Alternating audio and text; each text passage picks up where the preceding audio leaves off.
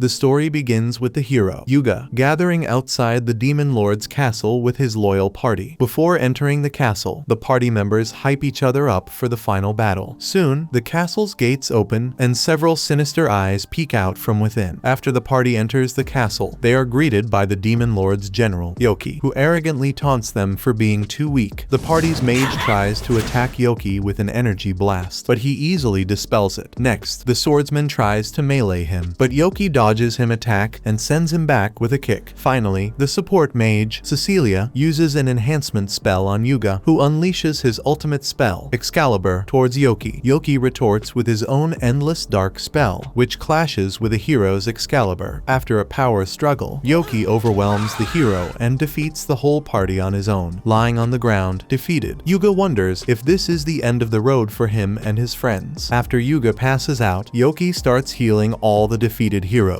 However, he notices that the support mage looks very pretty and ends up distracted by her looks. After some time, he brings the heroes to a prison in the castle. Inside, Yoki's subordinates ask him if they should kill the heroes. Yoki gets shocked by their presence, so all of his subordinates start calling him out for staring at the unconscious Cecilia. Finally, Yoki sighs and tells them to dump the heroes near a human village, painfully saying goodbye to his angelic crush. After a month, the Demon Lord summons Yoki straight to his room. There, his right-hand man, Zekil, asks Yoki how many times he had to deal with the heroes returning for a challenge. Yoki tells him that they've challenged him 13 times already, so Zekil thinks that the heroes are a bunch of weaklings who can't learn their lesson. The Demon Lord wonders why Yoki still hasn't ended the heroes' lives yet. In response, Yoki explains that those miserable heroes don't even deserve his attention. Hearing this, the Demon Lord suggests letting his subordinates handle the task and eliminate the heroes in his place. Surprised, Yoki thinks that his poor servants stand no chance against the hero's power, since he also doesn't want the pretty support mage to get hurt. He offers to dispose of the heroes by himself. The Demon Lord smiles, silently agreeing to let Yoki handle it. As Yoki leaves the throne room and heads back to his room, he feels worried for the heroes' lives. He also knows that he's the only one overpowered enough to defeat the heroes. Otherwise, they are strong enough to kill the Demon Lord. In the end, Yoki wonders what he should do next, since the Demon Lord will soon rule over the entire world. The next day, the heroes return to the Demon Lord's castle once more. After Yoki knocks back their swordsman and Yuga, the assault mage, Mikana, tries to counterattack with her own spell. Even though Yoki blocks her initial barrage of spells, Mikana quietly unleashes a second wave right after, catching him by surprise. Despite this, Yoki still reacts in time to block it, and his lightning-fast reflexes leave Mikana completely shocked.